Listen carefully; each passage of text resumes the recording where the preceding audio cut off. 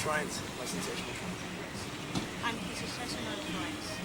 Bueno, vamos a mirar a esto. Vas a ser, ¿no? La música. Sembla que serà molt. Sí, no se va a oír bien. Igual... Trainers, how the band began and... I came to Europe in 1999, and it was my first time in Europe. I came with a punk band I used to play bass in, and that was called the Space Shits. And when I came here, I really loved Europe, and it was my dream to start a soul band, like James Brown, like Screaming Jay Hawkins, like Screaming Lord Such. To do a show, a real big psychedelic show, where everyone freaks out. And I found everyone in different places in Europe, and I combined them. And then... there's people from Japan? There's no Japanese. No Japanese. You're from Canada? Oh, you're talking about Bambarella, the dancer. Yeah, okay, yeah. There's people from Canada, from Japan, from USA, France, and Germany. But no Spanish people. No Spanish. Not yet. So, yes. Maybe we can get some Spanish for dancers. Yeah. If there are any girls out there who want to dance to flamenco. Maybe later we can find it. Maybe. I hope. And you were talking about Screaming Joe Hawkins. Yes, I love Screaming Joe. Yes, lots of people think that you have look very similar to Screaming Yeah, Joe I've heard that a lot. Yeah. But I really love his music, and I do the same kind of voodoo magic, you know. But for me, it's I like him very much because he does voodoo with a lot of fun, you know, and it's not just like serious, like you know. I mean, some of it's serious and some of it's fun, you know. So you can mix both, and that's what I do too. And do you do voodoo also? Sometimes, yeah. Yeah. Can you explain us something like? See? What do you? My thumb, you see.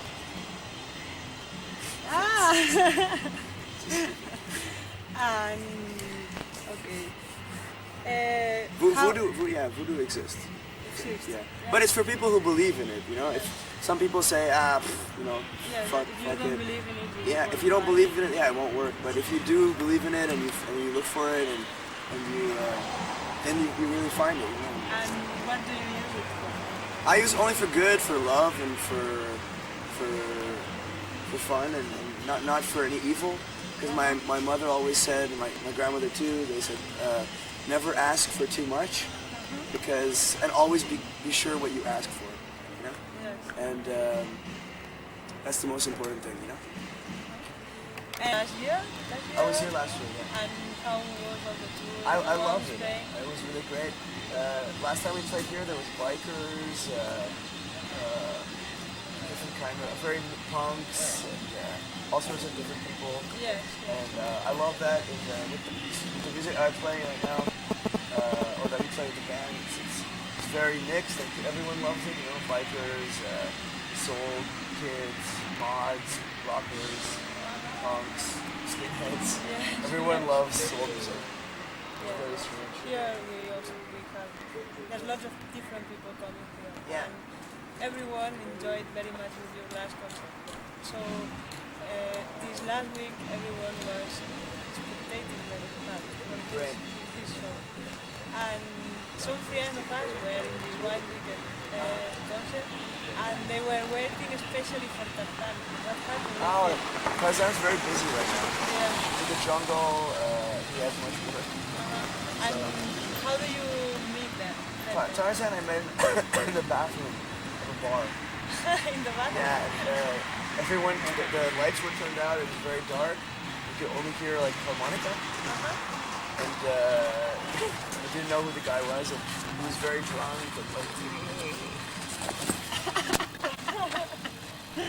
That's my manager.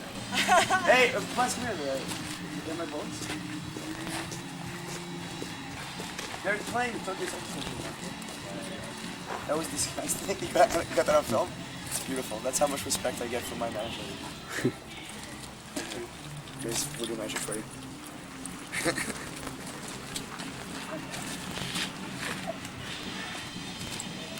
It was just 3 people. It was me, my drummer now, Wenzel Washington, the man with the big beard, and Tarzan. And Tarzan played harmonica, I played guitar, and we did like very traditional old blues kind of things.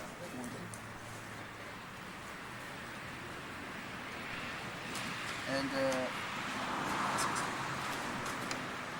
yeah, and then eventually someone told me about Tarzan that for Halloween. Halloween? Yeah, he was Tarzan like 4 years ago. But people always still talked about it, and he was like the best Tarzan ever. So I asked him, I said, hey, you come, with me on tour, and you do Tarzan, and he takes it very serious. It's not like a normal guy, and, I dressed up. Like when we play festivals in the daytime, he changes into Tarzan, and he walks around everywhere as Tarzan. Yeah, and it's, yeah, pretty much, yeah, but girls really like that. They always like, hello, I want to take a picture with you, and like that kind of stuff. I have heard about this history.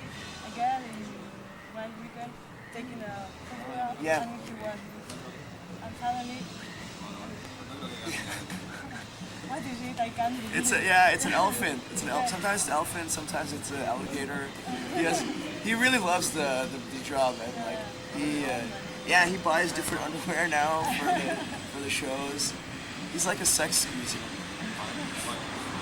And how do you do? Because you are 11 people. Yeah, it's hard. I imagine that it's hard to find the date to go on tour. Everyone really. I mean, we don't make much money, but everyone does this because they love it, and that's for me the most important.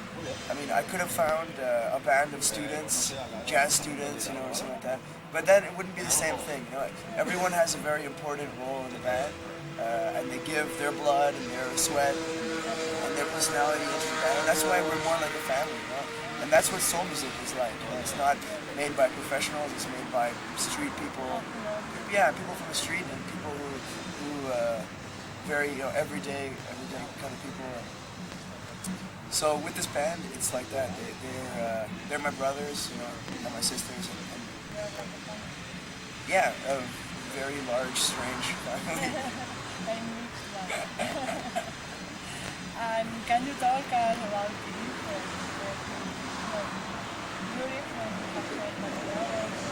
The others, I mean, there's a lot of different influences. My horn players, they were very much more into like modern, like hardcore kind of stuff, and they didn't really know much about soul music until I introduced them to it, or I gave them tapes of Little Richard and like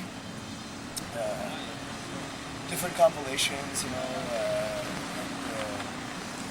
then they really loved it, because for me it's the same as punk rock. Soul music, it's just as brutal and as powerful and as violent sometimes. So the other guys, in the band, we're all for different backgrounds. My drummer had been playing garage music and crazy music since the 80s, and my guitar player was in psychedelic bands, and Dukes of LSD is one of his bands. My bass player, he's like a reggae man, but he's like a gypsy. He lives in a wagon. Really, yeah. In like with another, with a group of people in wagons, and so my percussion player Ron, he used to play with Curtis Mayfield and like some really great soul legends like Stevie Wonder. Yeah, he used to be on tour with lots of musicians and stuff in Europe, and it's Fredovich, my organ player, he's from France. He also plays some. No, that's the other friend, the saxophone player. Yeah, he plays with BB King. Yeah.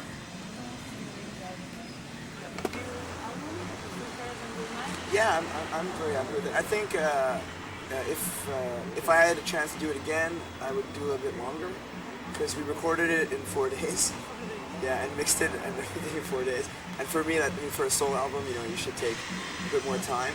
But we didn't have so much money, so I like the sound of it. I think it sounds like a classic. It's a bit too clean sometimes, but I think there's a good mix of a lot of different things. And, Paparazzi.